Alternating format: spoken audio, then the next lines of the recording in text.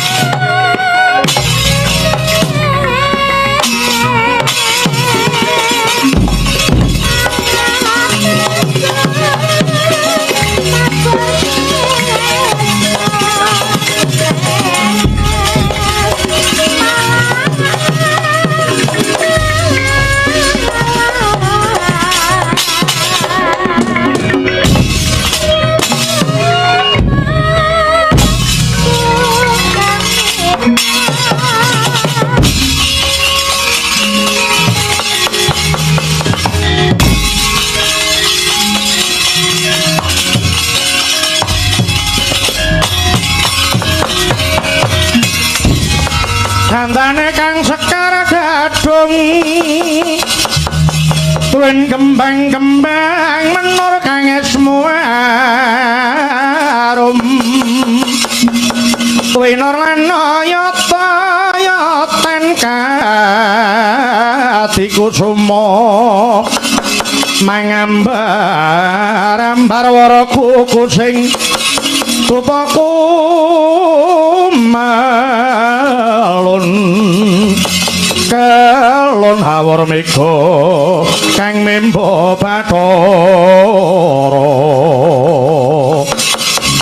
tansah marep pamoring sukma sinuk maya wineh ya ing sepi sinimban talanging kalbu pambukaning warana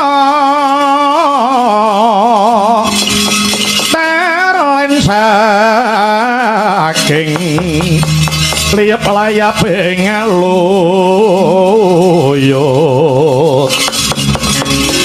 kandha pesating supena sumusuping rasa dadi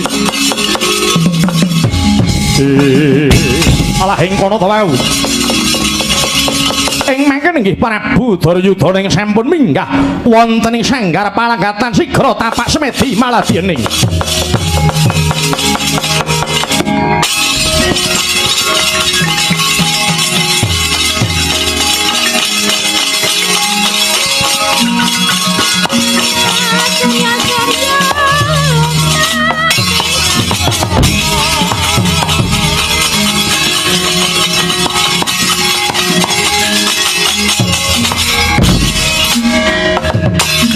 Pukul sing tupa kumalun ning tiasa ngapake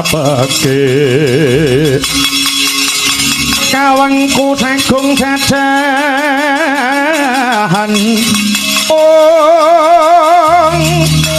nanging sanget iki bisa ngertikane putra kang hanjok saking wiyati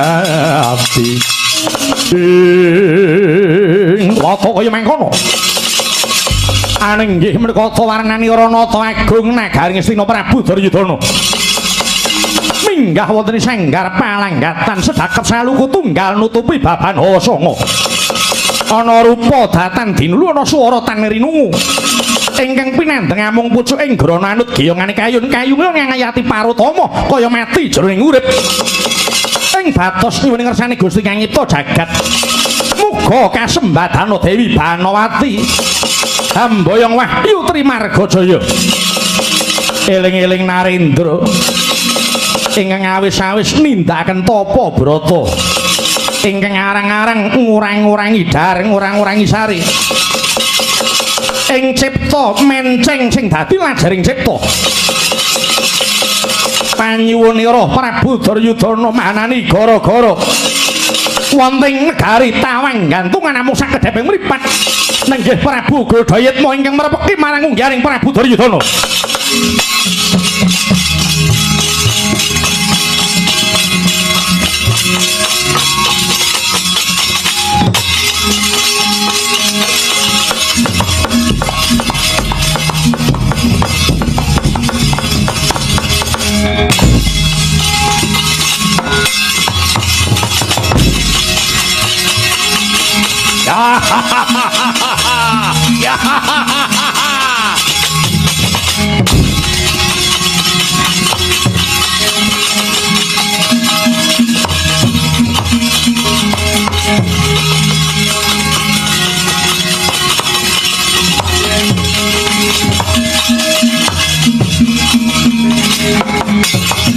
Pandhawa Gati Wisaya Indriyakta Sara Maruta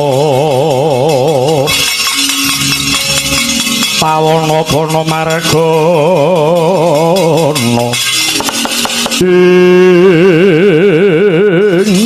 walah dalah nganti negaraku Tawang gantungan kapandhu ing gara-gara tinemune Narendra Ngastina Prabu Duryudana ingkang lagi tapak semedi Maladyaning ana ing sanggar palanggatan. Ya Jagadewa Bathara wujudan cat katon cat ora merepeki ana ing sanggar pamujan. Kowe kuwi bangsane apa? Prabu Duryudana ditepungake wae aku Prabu Godayatma Narendra saka ing Tawang gantungan. Prabu Godayatma saka ing Tawang gantungan sang Prabu iya. Ana parigawe apa dening merpeki ana ing patunggon kuwi Prabu Duryudana. Malah aku kang bakal nyuwun pirsa kowe duwe karep apa? Nggonmu ngeningake cipta nganti manani gara-gara ning Tawang gantungan sang Prabu. Prabu Godayatma piye? Nggonku tapak semedi Maladyaning nyuwun ana ngersani kang gelar jagat. Muga-muga kasembadan ingkang dadi ansasing Duryudana ya kuwi Yayi Ratu Banawati. Bisa kecondhokan Wahyu Trimargajaya. Wah, lah. Ing atase kuwi ratu lah kok isih percaya karo sing jeneng Wahyu. Wahyu kuwi wujude kaya ngapa? Ora ana sing bisa ngarani. Sing jarene kaya cleret taun. Ana wewujudan nur kang cumalorot kuwi rak ya mung wong-wong sing ora percaya. Wong-wong sing mung ora duweni kapitayan. Sing jenenge wahyu kuwi ora ana, urip ana donya kuwi mung kebejan karo ora. Upamane kaya Prabu Duryudana tanpa kowe nganggo kecondhokan wahyu, nyatane Duryudana iso dadi ratu. Iya apa ora? Ya jagat Dewa Bathara. Pancen mengkono. Lah iya. Wis ngrasake dhewe to. Apa wahyu sing diregem para Kurawa? Ora ana. Ewadene kowe wis ngrasake urip kepenak. Kuwi sing sejatine wahyu. Sang Prabu Gudayatma kepiye? Yen mangkono apa wangsit saka sing nyipta jagat kuwi kleru. Aku ora nglerokake. Aku ora ngluputke ya mung aku kepengin ngandhane aweh weruh marang Prabu Duryudana yen sing jeneng wahyu kuwi gumantung marang ketrimaning awake dhewe. Mengkono Sang Prabu ya. Upama ana tenan wahyu Trimargajaya bakal tumedhak. Lamun Prabu Duryudana ora ana ingkang ngewangi-wangi. Kepenginmu wahyu karepe cumondhok marang Dewi Banawati. Mengkono Sang Prabu ya. Ning yen ora ana sabiyantuning Prabu Gudayatma tangeh kelakone Prabu Duryudana. Yen pancen mengkono mara gage nyatakno kepiye bisane aku nganti turun tumurun nyekel panguwasa Praja Ngastina. Ya. Aku bakal sabiyantu marang apa kang dadi kekarepanmu. Nggonmu nyekel panguwasa Praja Ngastina kuwi besok bisa urun tumurun yen to wis ora ana sing ngucik negara Ngastina. Mongko kowe duwe mungsuh buyutan wujude para Pandhawa. Iya, ora sisip. Piye bisane nyekel Praja Ngastina nganti turun tumurun? Tegese Pandhawa kudu dipateni. Ya ora ora? Iya Sang Prabu. Lah Prabu Duryudana. Lamun to Sang Prabu Duryudana kepengin mateni para Pandhawa, aku kan bakal sabiyantu. Sira bakal sabiyantu marang Duryudana. Iya. Merga aku ya ngigit-igit marang para Pandhawa. Kepengin banget aku mateni para Pandhawa. Apa sing tak pamrih? Ngertenono panengah Pandhawa sing jeneng Janaka kuwi duwe bojo sing aran Wara Sembadra Titis Batari Widawati. Yen to Janaka tumekaning pati Sembadra ora urung dadi randha. Yen Sembadra dadi randha arep menyang endi meneh yen ora golek bojo meneh. Kuwi sing tak arep-arep. Aku arep golek bojo sing bisa ndadekake aku bisa urip kaya nalika aku Nyakrawati mbau dendha ning Praja Ngalengka biyen. Kamangkono Prabu Duryudana. Sabar pisan dina iki yen to Prabu Duryudana pasrah patine Pandhawa, aku sing bakal mateni.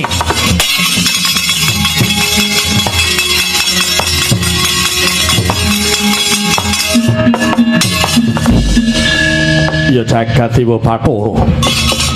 Prabu Gudayatma, aku ngaturake penuwun dene Sang Prabu bakal sabiyantu marang Prabu Duryudana. Ya, ning kabeh mau jer basuki mawa beya. Lho. Sira Prabu Gudayatma sing paring dawuh dhewe arep sabiyantu.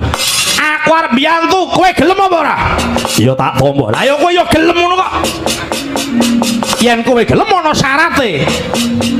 Apa ing dadi syarat-saranane? Aku ora mung kepengin rabi siji. Aku ora mung kepengin ngrabi Wara Sembadra.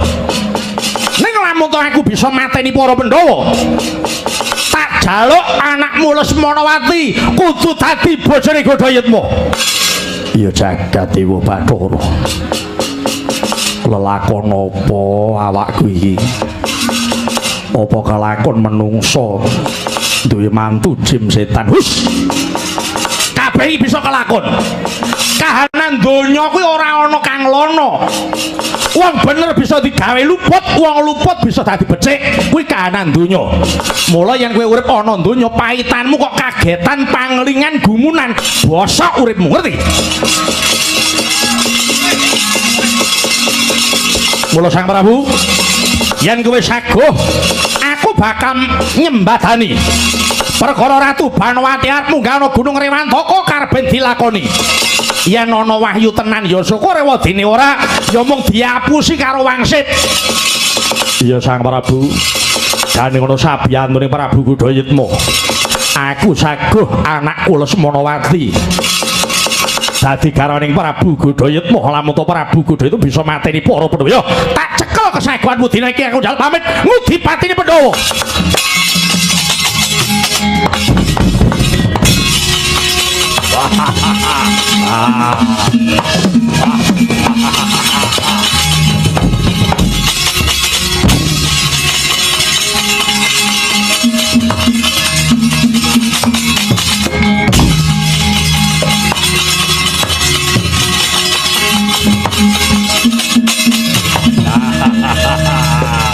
Seneng atiku bakal kasembatan sing dadi sediaku. Menapa Sindun? Mestina bisa lestari nganti sak turun-turunku. Inggih. Napa ta sing dirembuk niku napa? Paduka mandhap saking sanggar palanggatan kados kelegan penggalihipun Paman Singuni. Des pundi? Nggonku Tapa Brata. Wis ana kasile. Menapa kasilipun? Ana pambiyantu saka negara Tawang gantungan Prabu Gudayatma kang merpeki Duryudana. Ana sanggar palanggatan. Ngaten. Iya. Dheweke pancen waskita lan ngerti apa kang dadi kekarepanku. Nggonku kepengin nyekel panguwasa Ngastina nganti sak turun-turunku. Nyatane Gudayatma bakal mbiyantu marang Duryudana. Awit dheweke ya ngancam mateni penengah Pandhawa ya Paidi ya Permadi kae. Yen Janaka mati Sembadra bakal dipundhut garwa. Kuwi dadi sarana Prabu Gudayatma bisa bali urip kaya satatane menungsa lumrah. Ngaten. Iya. Nanging Prabu Gudayatma uga duwe penyuwun. Menapa pitumbasanipun? Yen dheweke bisa mateni Pandhawa, anakku Lesmanawati kudu dipasrahke marang Prabu Gudayatma.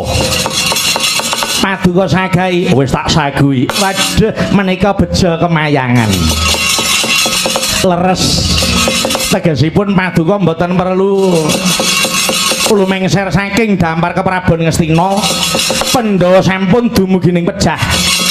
Perkara Yai Ratu Banowati entuk wahyu ya syukur, ora ya wis. Mergo aku njagake tanpa entuk wahyu mesti wae Ngastina bisa tinampa nganti sak turun-turunku. Kang mangkono Paman Singuni, rumangsa seneng atiku. Ing kene aku bakal manjing sasana Ndrawina. Para mban cethi karepen nglipur marang rasane Duryudana sing lagi seneng atiku iki. Oh inggih ngestaken dawuh. Mara gage timbalana. Timbalon kabeh para abdi dalem. Kinen nglipur marang rasaning Duryudana. Oh inggih. Aku kepengin banget nyawang para mban cethi padha jogedan.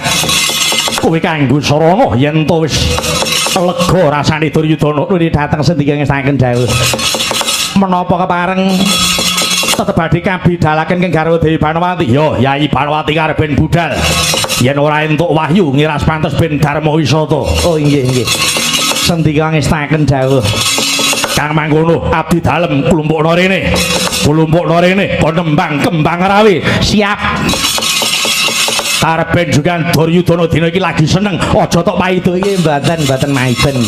Kene mban cethi kabeh padha nglumpuk. Iki ngesinuwun ngersaki kembang rawe. Ayo kene. Ayo.